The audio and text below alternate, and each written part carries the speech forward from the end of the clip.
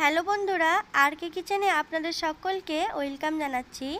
আজকে আমি একটা পাকা আম ও একটা কাঁচা আম দিয়ে ম্যাঙ্গো ফুটি বানিয়ে দেখাচ্ছি আপনাদের, যেটার রং ও স্বাদ হবে দুর্দান্ত।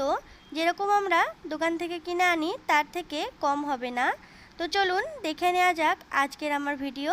প্রথমেই আমি নিয়েছি একটা বড় সাইজের পাকা আম ও একটা ছোট সাইজের কাঁচা আম। আপনারা চাইলে আমের পরিমাণ বাড়িয়ে নিতে পারেন, তবে যতটা পাকা আম নেবেন তার চেয়ে কম কাঁচা আম ব্যবহার করবেন।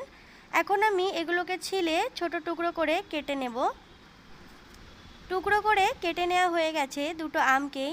এখন আমি একটা মিক্সার জারের মধ্যে আমগুলো ঢেলে নিচ্ছি ও মিক্সারে পেস্ট করে নেব, কোনো রকম জল ছাড়াই। গ্যাসের ফ্লেম চালু করে আমি একটা প্যান বসিয়ে দিয়েছি। প্যানের মধ্যে আমের পেস্টটা দিয়ে দিলাম। মিক্সার জার ধুয়ে দিয়ে দিচ্ছি হাফ গ্লাস জল, আর দিয়ে দেব 1 কাপ চিনি। আমের মিষ্টি হিসাবে চিনিটা আপনারা ব্যবহার করবেন। 5 মিনিট মিডিয়াম ফ্লেমে আমি এটা রান্না করে নেব।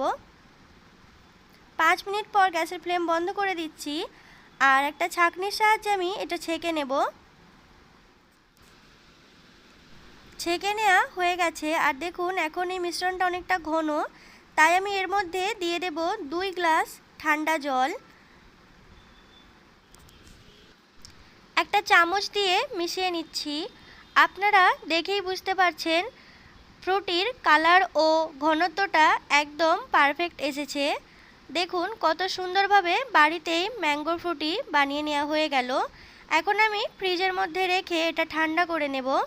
ঠান্ডা করার পর আপনাদের পরিবেশন করে তারপরে দেখাচ্ছি। ফ্রিজের মধ্যে 10 দিন আপনারা এটা সংরক্ষণ করে রাখতে পারবেন, তবে যদি এর মধ্যে সামান্য ভিনিগার দেন তাহলে আরও বেশি দিন রাখতে পারবেন। ভিডিওটি যদি আপনাদের ভালো লেগে থাকে তো প্লিজ একটি লাইক দেবেন, আমার চ্যানেলটি সাবস্ক্রাইব করবেন, পাশে থাকা বেল আইকনটি প্রেস করে দেবেন। ধন্যবাদ।